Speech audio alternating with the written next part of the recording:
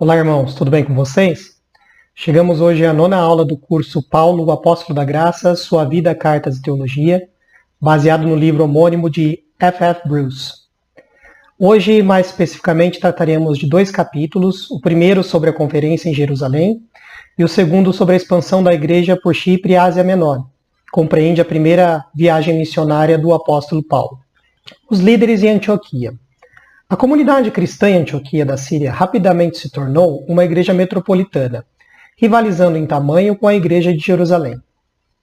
Jerusalém era a igreja mãe dos cristãos, em geral, e a de Antioquia podia ser considerada a igreja mãe dos cristãos gentios. O pouco que sabemos sobre os líderes da igreja de Antioquia mostram que eles eram homens de antecedentes e relações interessantes, homens de bom testemunho. Além de Barnabé e Paulo, Lucas cita, no livro de Atos, 3 outros líderes de Antioquia: Simeão, apelidado Níger, Lúcio de Cirene e Manaém, que por algum tempo foi companheiro do tetrarca Herodes. Descobrir que um dos líderes da igreja de Antioquia fora companheiro de Herodes, Antipas, é algo que nos faz pensar. A palavra utilizada por Lucas para descrever seu relacionamento é síntropos, amigo íntimo, ou cortesão, mas a versão corrigida pode estar certa ao dizer que ele fora criado com Herodes, cresceu junto com Herodes. O fato de um antigo companheiro de Herodes ocupar uma posição influente na igreja pode indicar uma fonte possível para as informações exclusivas de Lucas sobre Herodes e sua comitiva. Falando um pouco agora sobre o período de fome na Judéia. Apesar de todas as diferenças entre a igreja de Jerusalém e a de Antioquia, eles reconheciam o vínculo que tinham e havia muitas indas e vindas entre as duas. Em uma ocasião, uma delegação da igreja de Jerusalém visitou a de Antioquia. Um dos membros dessa delegação, Ágabo, tomado pelo espírito de profecia, predisse que haveria uma grande escassez em todo o mundo romano. Lucas acrescenta que ela sobreveio nos dias do imperador Cláudio, o que foi confirmado por Suetônio, senador-general e historiador romano. Foi provavelmente na mesma época que a igreja de Antioquia enviou aos líderes da igreja de Jerusalém um montante em dinheiro, que tinha começado a coletar a partir da profecia de Ágabo. Eles sabiam que os seus irmãos em Jerusalém não poderiam pagar os elevados preços dos alimentos sem essa ajuda cristã. A transferência do dinheiro foi confiada a Barnabé e Paulo, conforme lemos lá no livro de Atos. Anos mais tarde, a organização de ajuda financeira dos cristãos gentios à igreja de Jerusalém era uma das principais preocupações de Paulo. Falando mais sobre o encontro com os líderes em Jerusalém. Esse encontro é relatado por Paulo no livro de Gálatas, onde conta sobre quando ele e Barnabé foram de Antioquia para Jerusalém. Foi sua segunda visita a Jerusalém após sua conversão. A primeira foi a que fez decorrido 3 anos de sua conversão, onde ele passou 2 semanas com Pedro, conforme nós lemos lá no livro de Gálatas. Essa segunda ocorre 14 anos depois de sua conversão ao cristianismo. Paulo e Barnabé, nesta ocasião, tiveram um encontro privado com os líderes de maior influência da igreja de Jerusalém: Tiago, irmão do Senhor, Pedro e João. Nesse encontro, ele lhes expôs o evangelho que estava acostumado a pregar aos gentios. E a razão que dá para isso nos faz pensar.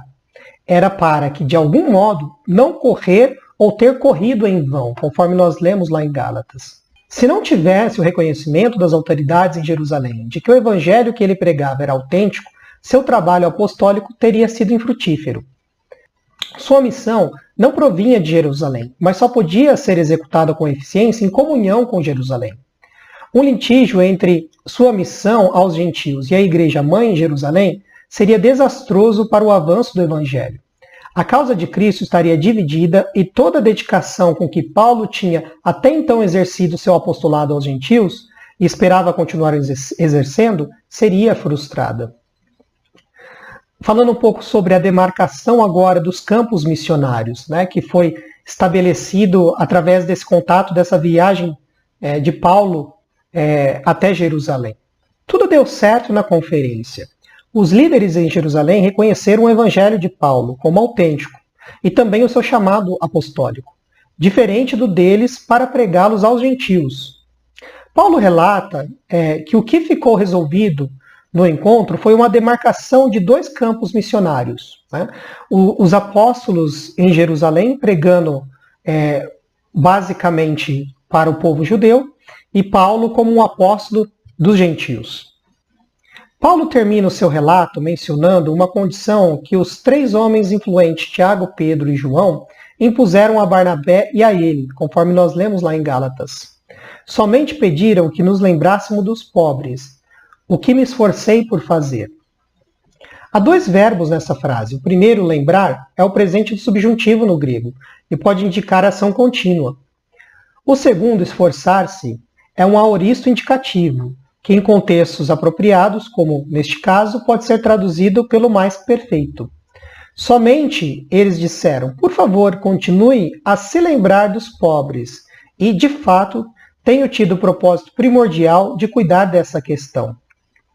O pedido dos líderes de que Paulo e Barnabé continuassem a lembrar-se dos pobres é ilustrado pelo relato de Lucas, de como esses dois levaram aos irmãos de Jerusalém a ajuda que a igreja de Antioquia reunira para o tempo de fome naquela cidade. Falando um pouco também de outra questão que foi tratada nessa visita a Jerusalém, é a questão da circuncisão. Conforme nós lemos lá no livro de Gálatas. Mas nem mesmo Tito, que estava comigo, foi obrigado a circuncidar-se, apesar de ser grego. Esta questão foi levantada porque alguns falsos irmãos infiltraram-se em nosso meio para espionar a liberdade que temos em Cristo Jesus e nos reduzir à escravidão. Não nos submetemos a eles nem por um instante, para que a verdade do Evangelho permanecesse com vocês. Tito, um cristão grego que acompanhou Paulo de Antioquia a Jerusalém nessa ocasião, não foi constrangido a circuncidar-se. Essa declaração é ambígua. Ela pode significar que Tito não era circuncidado ou que Tito foi circuncidado não obrigado, mas voluntariamente, ou talvez por concessão temporária da parte de Paulo. Nos submetemos por um momento para que a verdade do Evangelho permaneça entre nós. Mas nós, que somos fortes, devemos suportar as fraquezas dos fracos e não agradar a nós mesmos. Entretanto, aos infiltrados legalistas, Paulo se recusou a ceder 1 centímetro sequer, para não prejudicar a liberdade evangélica dos seus convertidos, pois não podia permitir que a verdade do Evangelho fosse contaminada com uma injeção de legalismo.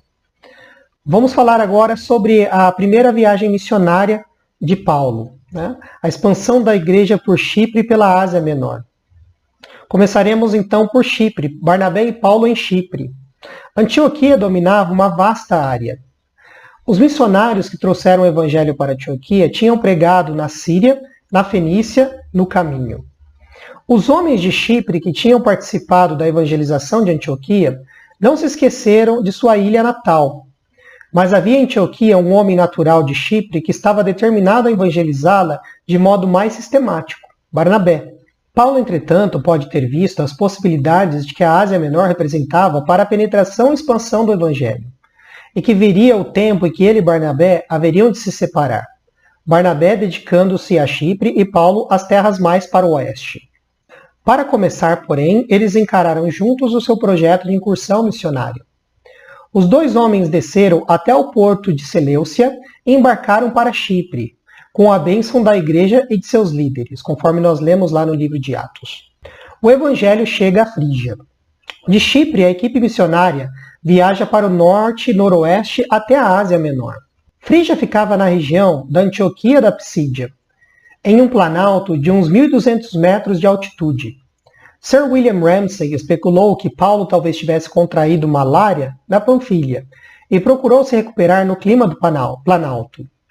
Ele ligou essa conjuntura à menção de Paulo aos seus convertidos na Galácia de que foi por conta de uma enfermidade física que tinha vindo a eles com o Evangelho. Como em outras cidades da Frígia, havia em Antioquia da Psídia uma comunidade judaica considerável, datando do reinado de Antíoco III, entre 223 a 187 a.C. Em conformidade com seus costumes em cidades onde havia comunidades judaicas, Barnabé e Paulo visitaram a sinagoga de Antioquia, no primeiro sábado após sua chegada, sendo convidado pelos líderes da sinagoga para dirigirem uma palavra de exortação. ou homilia, aos que participavam do culto, após a primeira e a segunda leitura.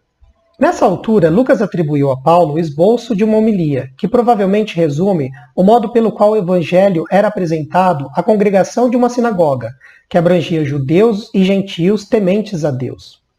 Paulo, talvez aludindo ao conteúdo das leituras bíblicas do dia, recorda aos seus leitores os feitos grandiosos de Deus no Antigo Testamento, desde o Êxodo até o reinado de Davi.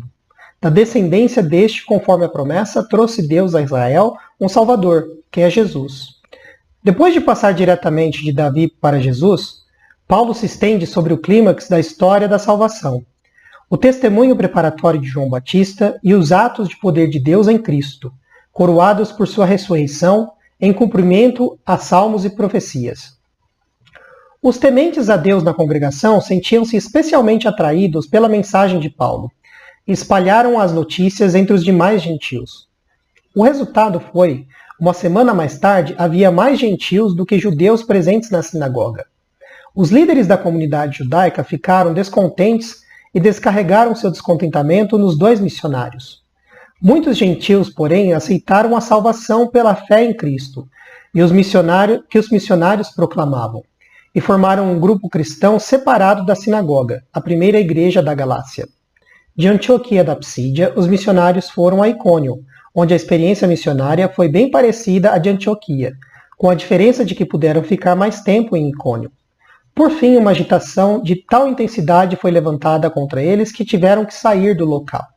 Falaremos um pouco sobre os problemas de evangelização dos gentios. Barnabé e Paulo sempre iniciavam o anúncio do evangelho nas cidades onde chegavam, nas sinagogas, seguindo a convicção paulina de que as boas novas deveriam ser anunciadas primeiro aos judeus. Entretanto, provavelmente não previram que a mensagem seria mais aceita pelos gentios e que teriam que organizar comunidades cristãs à parte da organização religiosa judaica das sinagogas. Paulo era sim consciente de seu chamado para ser o apóstolo dos gentios e aproveitava do hábito de frequentar as sinagogas de alguns desses para pregar-lhes as boas novas da salvação de Cristo. Paulo lhes anunciava que a esperança de Israel havia sido cumprida por Jesus e que pela fé nele podiam receber a graça salvadora de Deus, em termos idênticos aos crentes judeus, pois em Cristo as distinções entre crentes judeus e gentios eram anuladas. Naturalmente, tal novidade atraía os gentios à mensagem do Evangelho, enquanto desmotivava sua aceitação por parte dos judeus, que a viam como pedra de tropeço. Provavelmente era quase impossível que alguém que se concentrasse na evangelização dos gentios fosse ao mesmo tempo um missionário eficiente entre os judeus. Por isso, a divisão dos campos missionários, decidida na conferência em Jerusalém, foi uma decisão sábia. Paulo veio a acatar essa situação, mas isso não lhe foi fácil. Ele sabia ser apóstolo dos gentios por vocação divina, pois recebera o chamado do próprio Senhor Jesus. Mas a salvação de seu povo lhe era cara ao coração. Entretanto, ele seguia crendo nos desígnios divinos. Quando Deus disse lá em Deuteronômio, farei que tenham ciúmes de quem não é meu povo. A reunião dos gentios levaria ao desenrolar do propósito divino a salvação de Israel. Era isso que dava esperança a Paulo.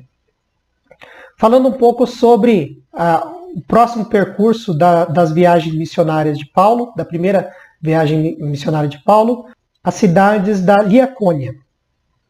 A primeira cidade na Liacônia que Paulo e Barnabé chegaram foi Listra. Como Antioquia da Psídia, Listra fora transformada em colônia romana por Augusto. As duas colônias eram ligadas por uma estrada militar.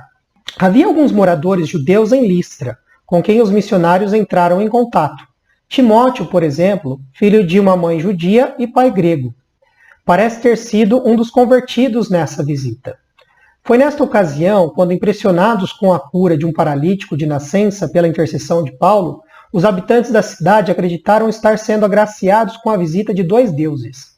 A Barnabé chamavam de Júpiter e a Paulo de Mercúrio, porque esse era o principal portador da palavra.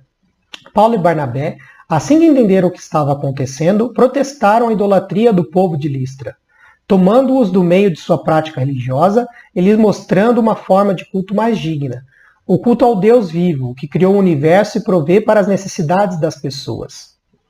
Apesar de todo o entusiasmo que foram recebidos inicialmente em Listra, logo viram a opinião pública voltar-se contra eles.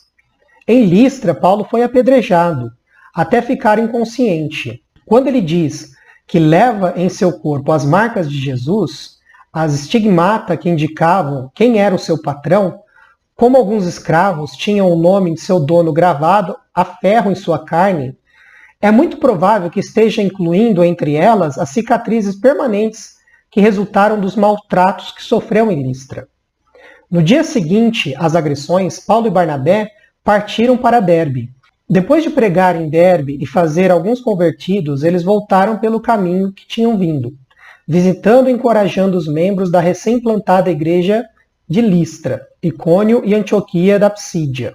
Também, na ocasião dessa volta, aproveitaram para promover eleições de presbíteros nas igrejas. Incentivaram-nos a ficar firmes em sua fé e a não desanimar com dificuldades e perseguições, pois estas são inseparáveis da vida cristã. Depois eles continuaram a viagem até Atália, na costa, passando por Perge. Tomaram um navio e velejaram até a foz do Orontes, e assim retornaram a Antioquia da Síria. Graças ao seu trabalho, durante todos esses meses, a igreja de Antioquia era agora uma igreja-mãe, com diversas igrejas-filhas florescentes, majoritariamente gentias como ela mesma. Bom, irmãos, por hoje é só. Obrigado por terem acompanhado a aula. Espero que todos tenham um culto abençoado.